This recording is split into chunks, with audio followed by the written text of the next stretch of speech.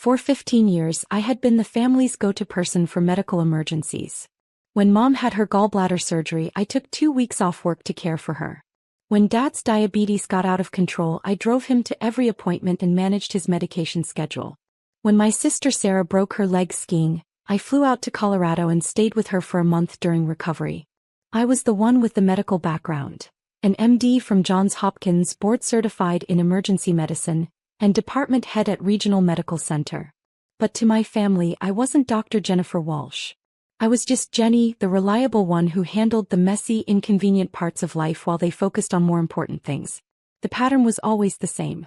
Crisis hits, family panics, Jenny fixes everything, family moves on without acknowledgement. Sarah would throw lavish dinner parties to celebrate her amazing recovery, and never mention the person who fed her, bathed her, and drove her to physical therapy for weeks. Mom would post Facebook updates about her miracle healing, and forget to mention who slept in hospital chairs and advocated with doctors when she couldn't speak for herself. For 15 years I accepted this. I told myself it was what family did for each other. I ignored the fact that when I had minor surgeries or even just the flu, my phone stayed silent. "You're the doctor," Dad would say if I mentioned feeling unwell. "You can handle it yourself." The accident happened on a Tuesday morning in March. I was driving to the hospital for my early shift when a drunk driver ran a red light and slammed into my car at 50 miles per hour. The impact crushed the driver's side, and I spent the next 6 hours in surgery for internal bleeding, a collapsed lung, and a traumatic brain injury that left me in a medically induced coma. My colleague Dr. Martinez called my emergency contact, my mother, within an hour of my admission. "Jennifer is in critical condition," he told her. "We don't know when she'll wake up. The family should be here." Mom's response? "Oh my goodness, that's terrible. We're just so busy right now with Sarah's engagement party this weekend. Keep us updated." No one came that first day. Or the second. Or the third. The nurses who knew me from working together for 8 years were shocked. "Where's your family, Dr. Walsh?" they kept asking. I had always talked about my parents, my sister, my nephew. I had pictures of them on my desk, took calls from them during breaks, covered their medical bills when insurance fell short. "They must be traveling," the nurses assumed. "They'll be here soon." But no one came. Not when I developed pneumonia from the ventilator. Not when my condition deteriorated and doctors weren't sure I'd survive. Not when I finally opened my eyes after 3 weeks and whispered my first words. Dr. Martinez visited me every day. So did the nurses from my department. My hospital colleagues brought flowers, read me the newspaper, played music they thought I'd like. The cleaning staff stopped by to check on me. But my family? Radio silence. On day 10, Sarah finally called the hospital. Not to check on me, but to ask a nurse if I'd be back to normal soon because she needed help planning her wedding. When the nurse explained I was still in a coma with unknown neurological damage, Sarah said, "Well, let us know when she's functional again," and hung up. The nurses were horrified. One of them, Maria, had worked with me for 6 years. "Dr. Walsh talks about her family constantly," she told Dr. Martinez. "She's always covering their medical bills, giving them medical advice, flying out for their emergencies. Where are they?" I heard some of these conversations during my semi-conscious periods. I heard the nurses' concern, their anger on my behalf, their confusion about my family's absence. But I also heard something else, their profound respect for me as a colleague in person. "Dr. Walsh saved my daughter's life in the ER," one said. "She stayed 4 hours past her shift to make sure she was stable." When I finally woke up fully after 3 weeks, the physical recovery was brutal. Brain injury rehabilitation, relearning to walk, managing chronic pain, rebuilding my stamina. But the emotional recovery was worse. I had to face the reality that my family had abandoned me during the most critical medical crisis of my life. The first call came from Mom on day 22. Not to check on my condition, but because Dad needed a referral to a cardiologist and she couldn't figure out how to navigate insurance. "Oh, you're awake," she said when I answered weakly. "Great. Listen, your father has been having chest pains and you know how he worries. Can you call Dr. Peterson's office and get him an appointment? You know they'll squeeze him in if you ask." I was barely able to sit up in bed. I was relearning how to write my own name. But she wanted me to make phone calls for Dad's routine checkup. "I'm still in the hospital, Mom," I said quietly. "I know, honey, but this is important. Dad's really worried, and you know how his anxiety gets when he thinks something's wrong with his heart. The doctor will listen to you." I hung up without making the call. Something had fundamentally shifted during those 3 weeks of abandonment. For the first time in my life, I said no to my family's medical demands. The second call came a week later from Sarah.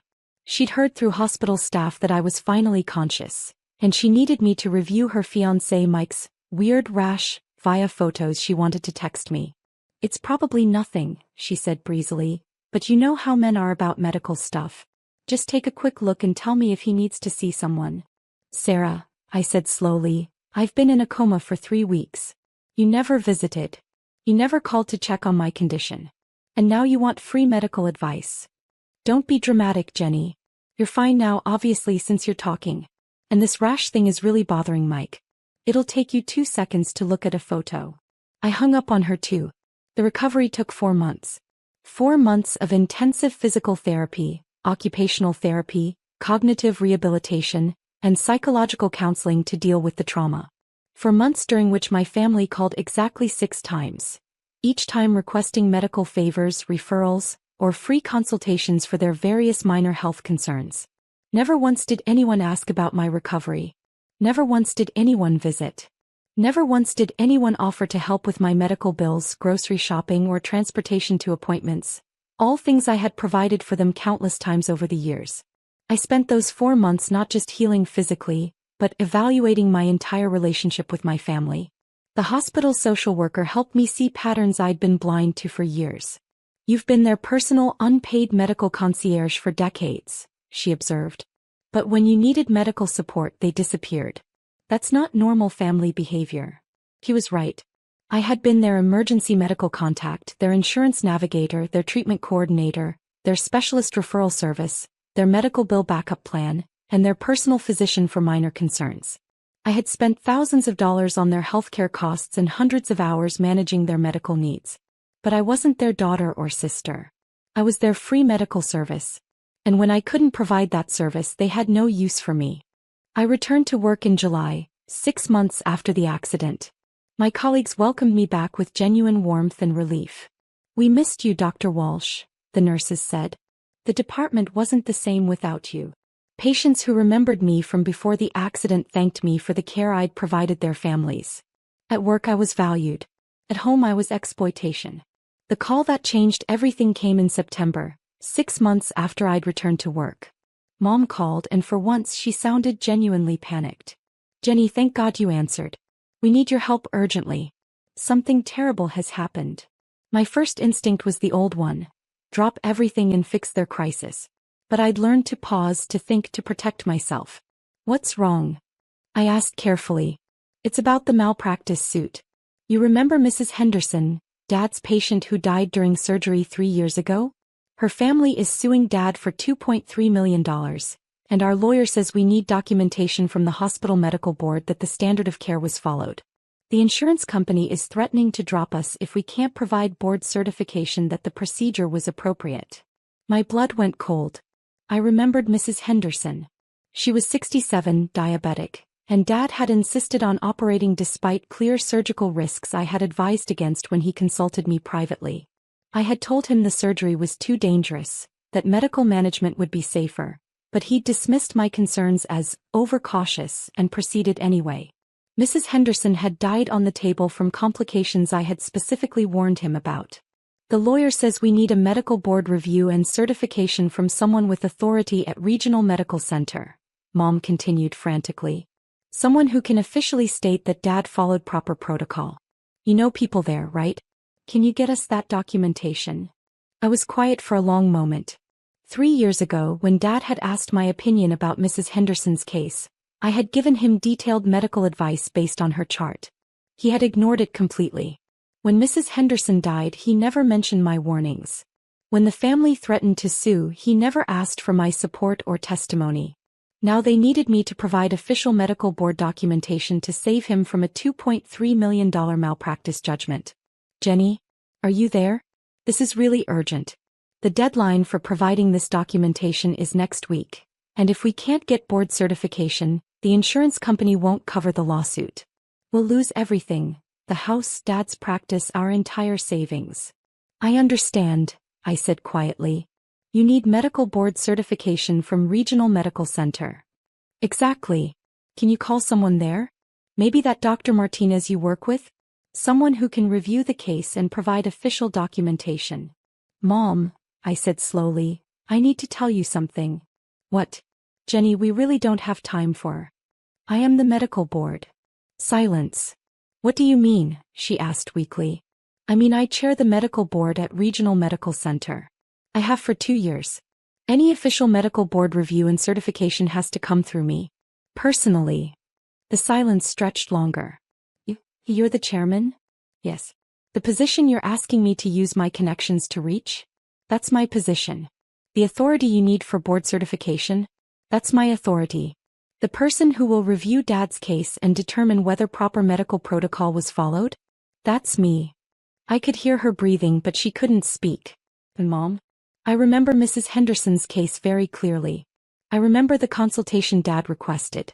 I remember the detailed medical advice I gave him about surgical risks. I remember him dismissing my concerns as overcautious. I remember him proceeding with a surgery I explicitly advised against. And I remember Mrs. Henderson dying from exactly the complications I warned him about. More silence. The medical board review will be very thorough. We'll examine all consultation records, including the detailed written advice I provided Dad before Mrs. Henderson's surgery. We'll compare his actions to standard medical protocol.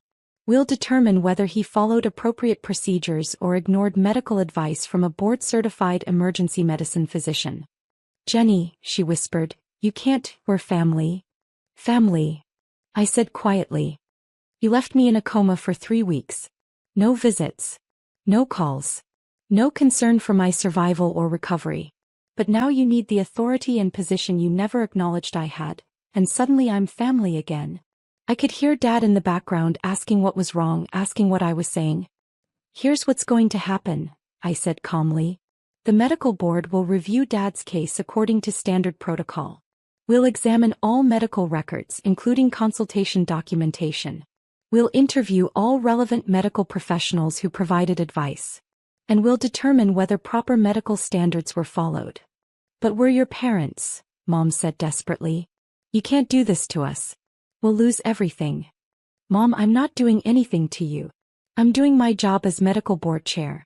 The same job I've had for 2 years while you thought I was just Jenny who could get you appointments. The same professional position I held while I was in a coma and you couldn't be bothered to visit. I paused, thinking about all those years of emergency calls, all those medical bills I'd covered, all those appointments I'd arranged, all those times I'd dropped everything to handle their medical crises. You know what's interesting? I continued. For 15 years, you've treated me like your personal medical concierge. Free consultations, referrals, bill paying, appointment scheduling, emergency care coordination.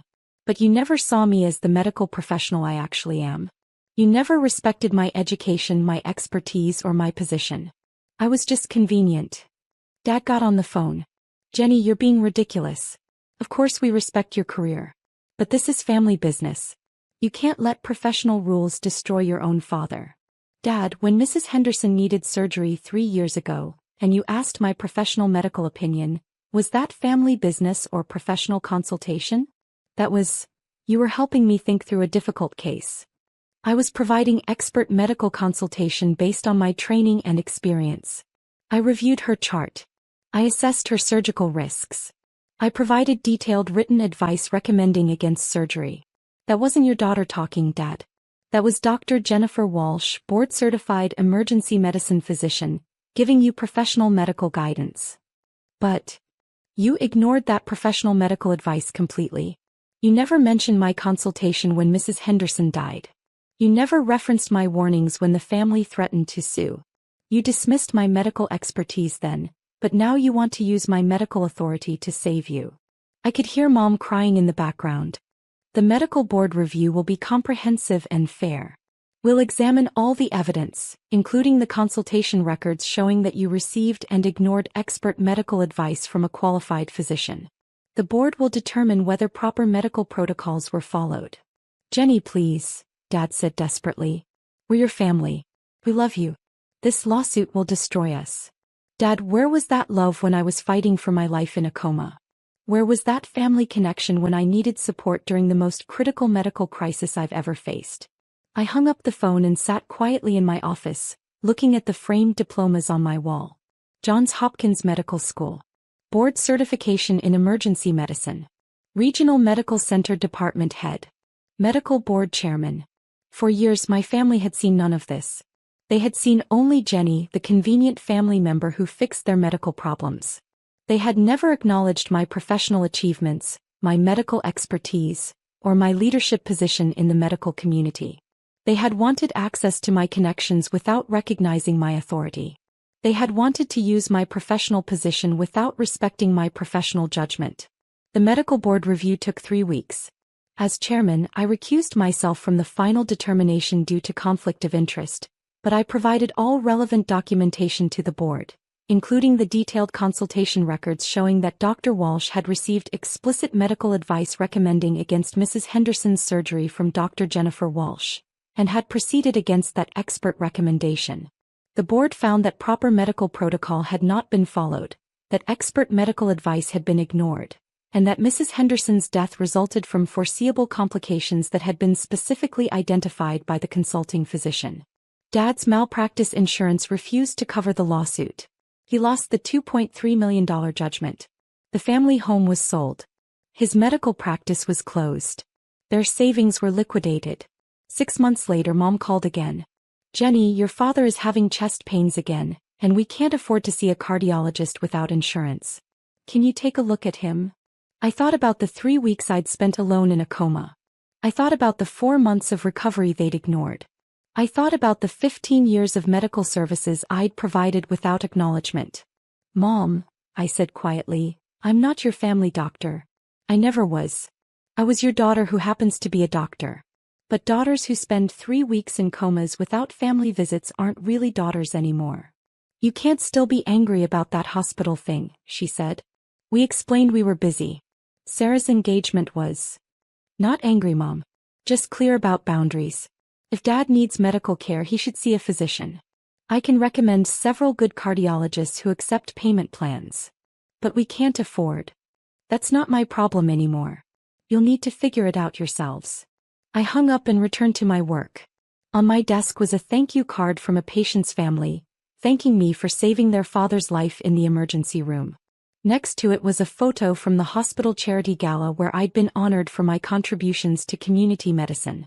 My colleagues valued my expertise. My patients trusted my judgment. The medical community respected my leadership. For the first time in years, that was enough. The phone kept ringing, but I didn't answer. Some relationships, once broken by abandonment, can't be repaired by need. Some bridges, once burned by neglect, can't be rebuilt by desperation. I had learned the difference between being a daughter who happens to be a doctor, and being a doctor who happens to have ungrateful family members who only call during medical crises. The medical board chairman position came with authority they'd never acknowledged and power they'd never respected. When they finally needed both, it was already too late. Some consequences can't be cured, even by the best medical care. Laughter cut through the quiet, heavy air of the funeral home. My stepsister Olivia spoke just loud enough for everyone to hear, her voice full of hate. Look at her crying like she actually belongs here. Dad never even wanted her. I stood alone by my father's casket, gently placing my hand on it, trying not to cry. My name is Anna Mitchell, and at 32 years old, I was saying goodbye to the only parent who ever truly loved me. My stepmother Victoria walked over, her high heels clicking loudly on the floor. Her face wore a fake smile. "Emma, dear," she said, using the wrong name on purpose like she always had, "shouldn't you be helping with the food? That's more your style." I didn't correct her. My name is Anna, not Emma. I wasn't the help. I was James Mitchell's daughter. But Victoria had spent 20 years pretending I wasn't. "She probably thinks she's getting something in the will," Olivia whispered to her brother Marcus. "Like Dad would leave anything to the babysitter's kid." That's what they called my mom, the babysitter. But she had been my dad's first love. They were married for 8 years before she died. I was their wanted plan child. Victoria and her kids never cared about that. "I'm here to say goodbye to my father," I said quietly, holding back tears. This isn't about money. Victoria laughed, cold and sharp. Oh, sweetie, everything is about money. Why else do you think your father married me after your mother's little accident? Her words hit me hard. Mom's car crash had shattered Dad and me. Then Victoria came in, acting like a kind neighbor. A year later, she and her kids moved into our house. Life was never the same. Speaking of money, Marcus added, fixing his tie, we should talk about the house. Olivia and I think it's time to sell. We'll be inheriting everything anyway. I looked at him and remembered when he first moved in at 13, asking me for help with homework. Now he was just like Victoria, cold, proud, and selfish. The lawyer will be here soon, Victoria said, checking her gold watch. He told me James gave clear instructions. Her tone made me uneasy. In the final months, when Dad was sick, she kept me away, saying he was too weak. My messages were ignored. My calls never returned. But I had one thing. A note. A small, worn piece of paper in my pocket. The last message Dad had passed to his nurse Sandra before Victoria fired her. Tell Anna I love her. Tell her to be patient. Tell her to remember the lighthouse. The lighthouse. The place where we scattered Mom's ashes. Our special spot. We went there every year on her birthday, until Victoria stopped it, calling it too depressing. At noon, the lawyer, Mr. Patterson, walked in. His face looked serious as he placed his briefcase down. Victoria rushed to greet him, smiling like a perfect widow. Shall we begin? She asked sweetly. The family is ready. He nodded, but his eyes found mine. He looked at me with something I couldn't quite name, maybe not pity, but something close. It made Victoria's smile falter. Yes, he said, opening his briefcase. Let's read James Mitchell's last will and testament. Olivia clutched Marcus's arm, excited. Victoria stood between them, one hand on each of their shoulders like they were a picture-perfect family. I stayed by the casket, holding Dad's note and his last words, be patient. Mr. Patterson cleared his throat. The room went quiet. I thought about all the years I was pushed aside, treated like I didn't belong. Before I begin, he said, I should mention this will was updated 3 months ago, with very specific instructions. Victoria's smile grew. Yes, James was always very detailed. Let's hear it. The lawyer pulled out a thick envelope with a seal on it. Very well, he said. But I must warn you, this may surprise some of you. Victoria's hands tightened on her children's shoulders. Her smile faded just a bit. And for the first time since Dad died, I felt a small spark of hope. Let's begin, said Mr. Patterson, breaking the seal, with the last wishes of James Mitchell. First, Mr. Patterson said clearly, I need to explain why this will was changed. 3 months ago, James Mitchell asked to meet with me in private because he was worried about what was happening around him. Victoria's face turned pale. What private meeting? I handled all of James' appointments while he was sick. Not this one, Mr. Patterson replied. The meeting was arranged with the help of his nurse, Sandra, before she was suddenly let go. My heart jumped. Sandra, the nurse who gave me Dad's final note. She had done more than I realized. During that meeting, Mr. Patterson went on, Mr. Mitchell gave me many documents, private recordings, bank records, medical reports. Olivia frowned. What does any of that have to do with a will? Everything, Mr. Patterson said, pulling out another paper. These records show a pattern of control. Phone calls were blocked, visitors turned away, and medical choices were made without the right process. Victoria stepped forward, clearly upset. This is nonsense. I was protecting my husband when he was vulnerable. You were keeping him away from everyone, I said softly. That's why I couldn't reach him. Mr. Patterson nodded. Which brings us to the actual will. James Mitchell's entire estate, including the house, his investments, and all other property, will be placed in a trust. A trust? Marcus asked. What kind of trust? The Mitchell Family Preservation Trust, Mr. Patterson answered, with Anna Mitchell as the only trustee. The room exploded. Victoria lunged forward, furious. This is a lie. He changed the will years ago. I saw it. The paper you saw, Mr. Patterson said calmly, was not the real will. Mr. Mitchell believed his documents were being watched, so he created a fake one to throw you off. I remembered Dad's note, be patient. He'd known what they were doing, and he found a way to outsmart them. The trust has clear rules, Mr. Patterson said, raising his voice over Victoria's yelling. The house can't be sold unless the trustee agrees. Everyone living there now can stay, but they must help pay for its care. Olivia laughed bitterly. You want us to pay rent? To her? Not rent, I said, finally understanding. A fair share, like a real family would. Mr. Patterson gave a small smile. Exactly. James wanted this to be a home for everyone, but only if you could live together like a true family. This is ridiculous, Victoria said sharply. We'll fight this. James wasn't thinking clearly. The will was signed in front of 2 doctors who said he was completely aware of what he was doing. Mr. Patterson said, and with all the evidence he gave us, I don't think a court will be on your side. I reached into my pocket and touched Dad's note again. The lighthouse. Mr. Patterson, I asked, did my dad leave anything about a certain place? He nodded and pulled out one last envelope. He said you'd ask about the lighthouse. This is for you. Open it there. Victoria's face went white. The lighthouse? What's there? I thought about the times, Dad, and I went there to remember Mom, to talk and be close. What had he left for me there? I guess I'll find out, I said, taking the envelope. I looked around the room as everything changed. Victoria and her children's plans were falling apart. Dad hadn't just protected me, he protected the idea of what our family used to be before they tried to erase it. His last words echoed in my head. Be patient. He hadn't just meant to wait, he meant that the truth would come out. As Mr. Patterson packed up his things, he glanced at his watch. The lighthouse closes at sunset, he said quietly. If you're going today? I nodded, holding the envelope tightly. Whatever Dad had left for me there, I knew it would matter. And I was ready. The lighthouse stood tall against the setting sun, its white walls painted orange by the fading light. I parked my car in the familiar gravel lot, the envelope from Mr. Patterson heavy in my hands. 20 years of memories washed over me, Mom's laughter, Dad's stories, the peace we'd found here before Victoria changed everything. With trembling fingers, I opened the envelope. Inside was a key and a letter in Dad's handwriting. My dearest Anna, if you're reading this, then everything has happened as I planned. The key opens the lighthouse keeper's office. I made arrangements with a historical society years ago. Look behind the blue painting of the harbor. I'm sorry for the pain you've endured.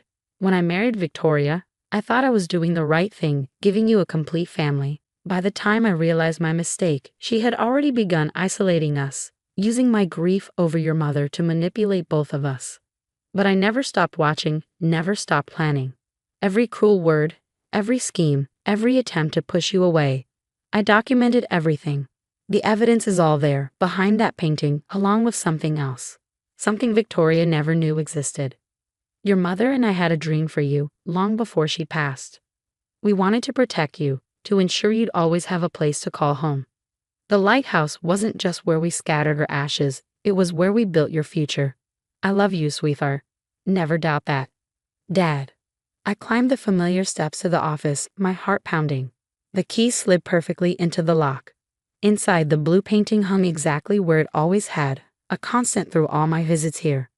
Behind it was a wall safe I'd never known existed. The combination was easy. My birthday, the same numbers Dad had used for everything important. Inside, I found a thick folder and a smaller envelope.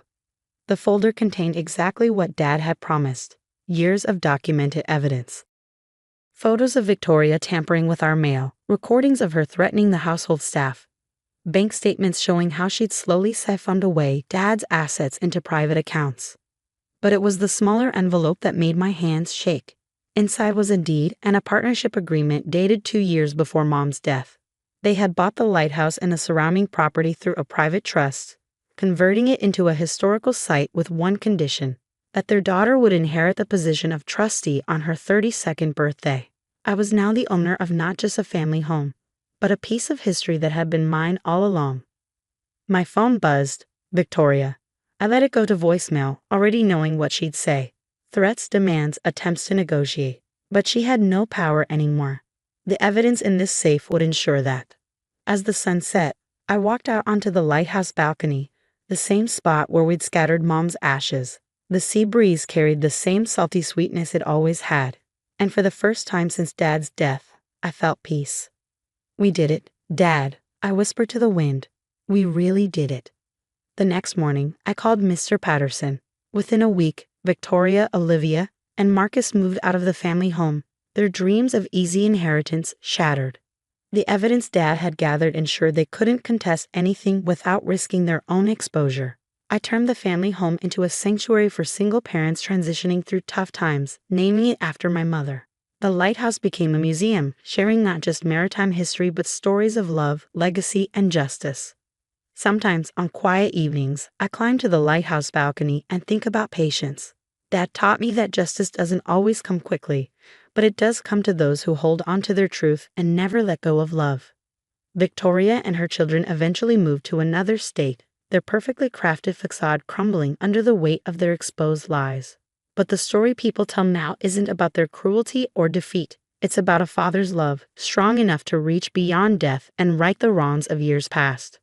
The lighthouse still stands, its beam cutting through the darkest nights, guiding ships to safe harbor.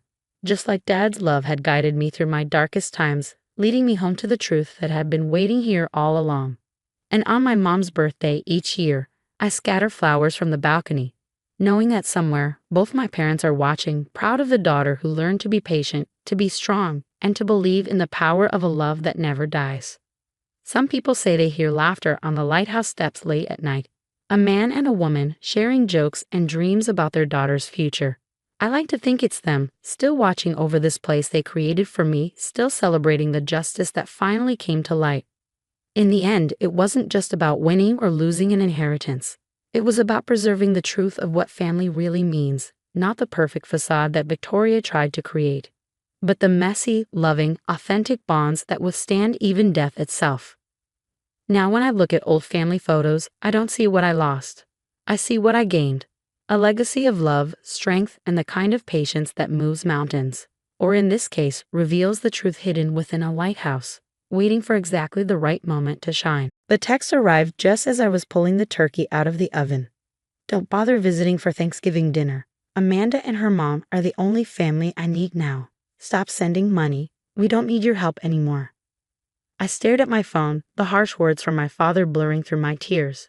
My hands trembled as I set down the perfectly cooked turkey I prepared, hoping that maybe this year would be different. That maybe this year I could finally join them for a family holiday. My name is Sarah Mitchell, and at 32, I've spent the last 5 years secretly paying my father's medical bills after his heart surgery. Not that he knew. He thought his insurance had mysteriously covered everything. The truth was more complicated.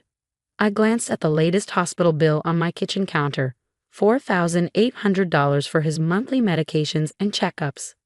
Money I'd been quietly paying since his first heart attack, coordinating with the hospital's billing department to keep my involvement hidden. My father thought his premium insurance was covering it all, never questioning why he didn't see the bills. The next text buzzed through. Amanda got straight A's this semester. That's what a real daughter looks like. Not someone who abandoned her family to move across the city. I hadn't abandoned anyone. I'd moved 30 minutes away to be closer to the hospital where I worked as a nurse. The same hospital that treated my dad. The same hospital where I'd arranged to have his bills sent directly to me. The irony wasn't lost on me. I'd chosen nursing because of him. Watching him struggle with heart problems after Mom died had inspired me to help others. Now I spent my days caring for patients while secretly ensuring my own father could afford his care. Another text, your stepmom says you make her uncomfortable anyway. Always hovering, trying to give advice about my health. I'm fine. Amanda takes better care of me than you ever did. Amanda, my 23-year-old stepsister who'd moved in 3 years ago when my father married her mother, Patricia. They dated for only 6 months before the wedding. Since then, my childhood home had become a shrine to Amanda's achievements, while my family photos mysteriously disappeared one by one. I sat down at my kitchen table, surrounded by the Thanksgiving dinner I cooked, hoping against hope that this year's invitation wouldn't be rescinded. The turkey was still warm, filling my apartment with the scent of herbs, Mom's old recipe. She taught me to cook before cancer took her when I was 16. Dad had been different after that, but never like this. Never cruel. And don't send any Christmas presents this year. Another text buzzed through. Patricia says it makes Amanda feel bad that you're always trying to buy our love. Buy their love. I opened my banking app, looking at the latest transaction. $4,800 to Metropolitan Hospital. The same payment I'd made every month for 5 years, totaling over $300,000. Money I'd never mentioned, never held over his head, never used to prove my love. My phone rang, the hospital's billing department. Ms. Mitchell, there's been an issue with the latest payment for your father's account. What's wrong? I asked, my heart racing. The payment went through yesterday. Yes, but it's been rejected, the billing coordinator explained. We received instructions that all payments must come directly from the patient from now on. Apparently, Mrs. Patricia Mitchell called to complain about unauthorized payments being made on her husband's behalf. My stomach dropped. Patricia had discovered my secret, but instead of being grateful, she turned it into another weapon. Your father's portion after standard insurance would be $4,800 monthly, the coordinator continued. Should I inform him of the payment schedule? I closed my eyes, thinking of the text messages, of Amanda's straight A's, of Patricia's discomfort, of my father's rejection. Yes, I said quietly. I think it's time he knew. We'll send him the full billing history as well, she added. Standard procedure when changing payment arrangements. The full history, 5 years of monthly payments, every surgery, every medication, every follow-up appointment that I covered while they pretended I didn't care enough. My phone buzzed with one final text from my father. Have a nice life. Don't bother trying to be part of this family anymore. I looked at my empty dining room table, set for 4 people who would never arrive, at the turkey that would go uneaten, at the pumpkin pie cooling on the counter, Dad's favorite, made from Mom's recipe. Then I looked at the hospital bill, the latest in a long line of payments I'd made not for recognition or gratitude, but because I couldn't bear to see him struggle. Because despite everything, he was still my father. Please, I told the billing coordinator, make sure he gets the full history, every payment, every date, every amount. As I hung up, I realized this Thanksgiving would be different after all.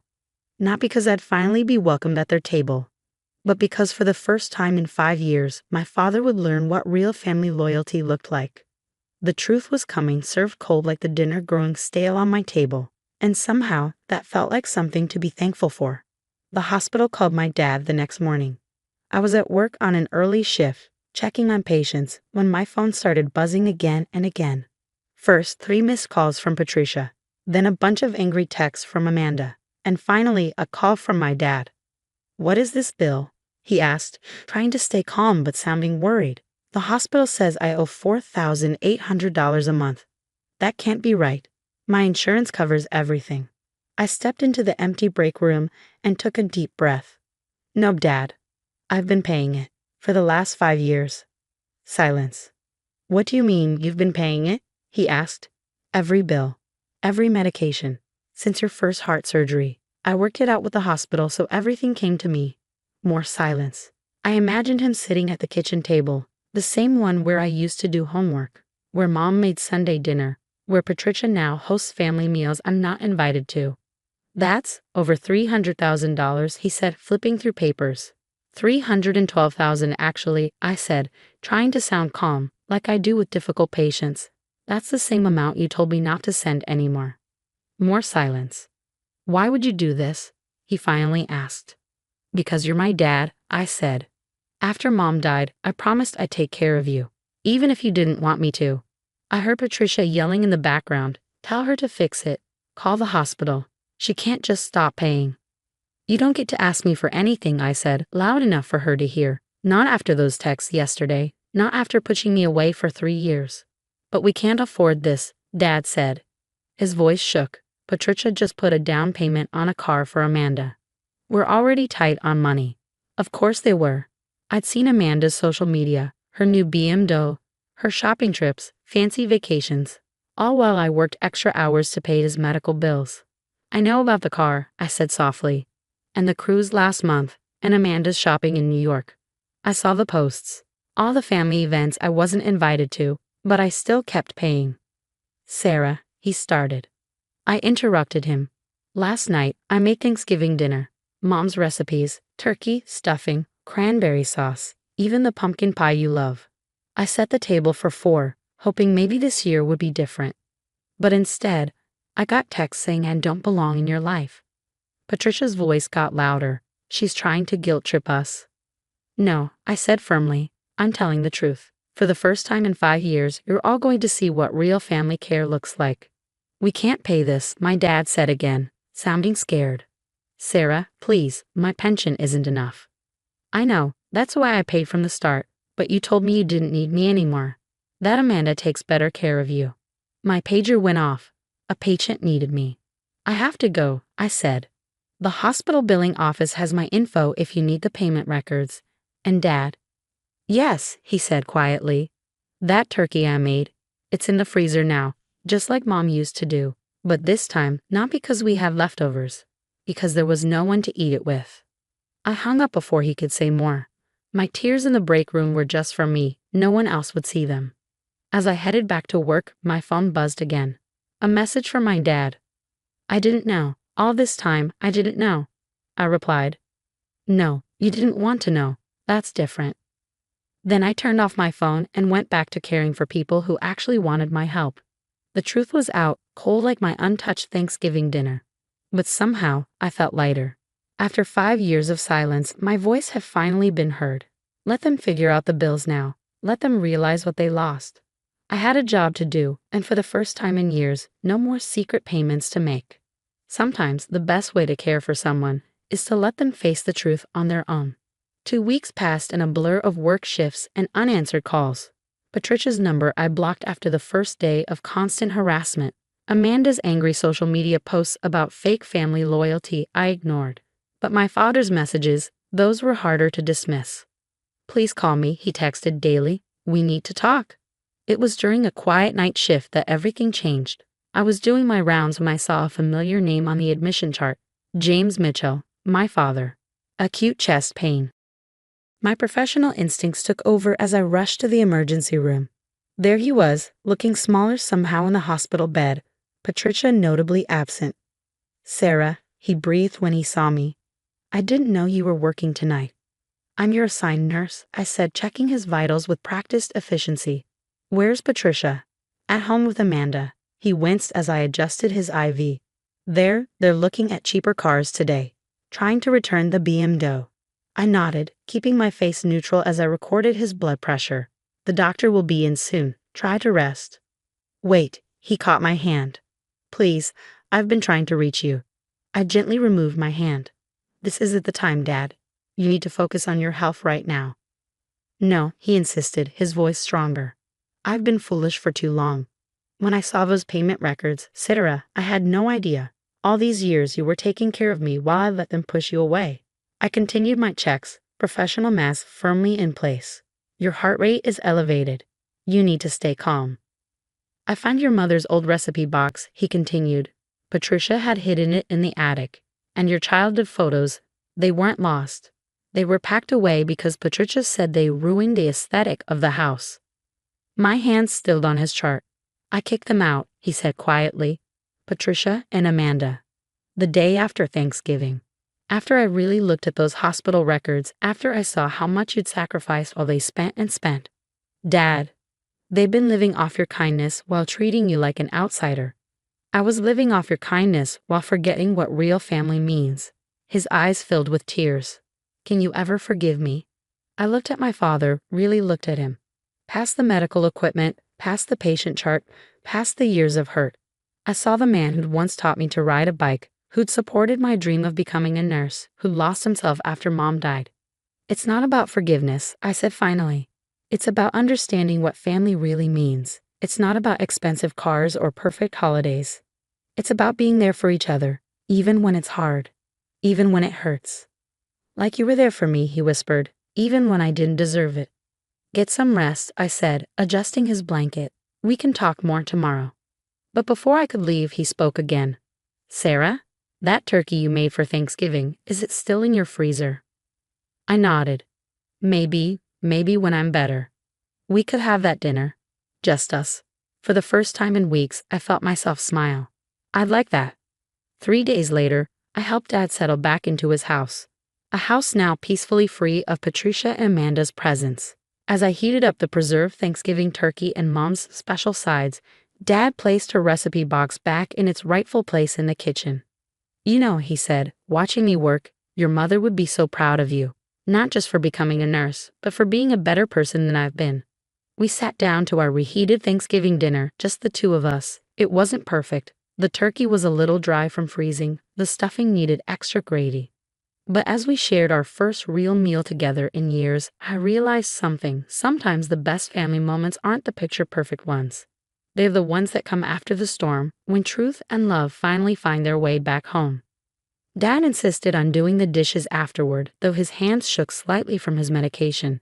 As he worked, I heard him humming, an old tune Mom used to sing while cooking. Some things, it seemed, could never really be packed away in an attic. 3 months have passed since then. Dad's health has improved, and so has our relationship. We have weekly dinners now, sometimes with Mom's recipes, sometimes with new ones we try together. The house feels like home again, filled with the family photos Patricia had hidden and the memories we're finally ready to share. The hospital bills. Dad's pension covers them now, though it's not easy, but he insists on paying them himself. It's time I took responsibility, he says. And every month when he makes that payment, I see him remember what real family loyalty looks like. Sometimes the most expensive things in life aren't measured in dollars, but in the courage it takes to face our mistakes and begin again.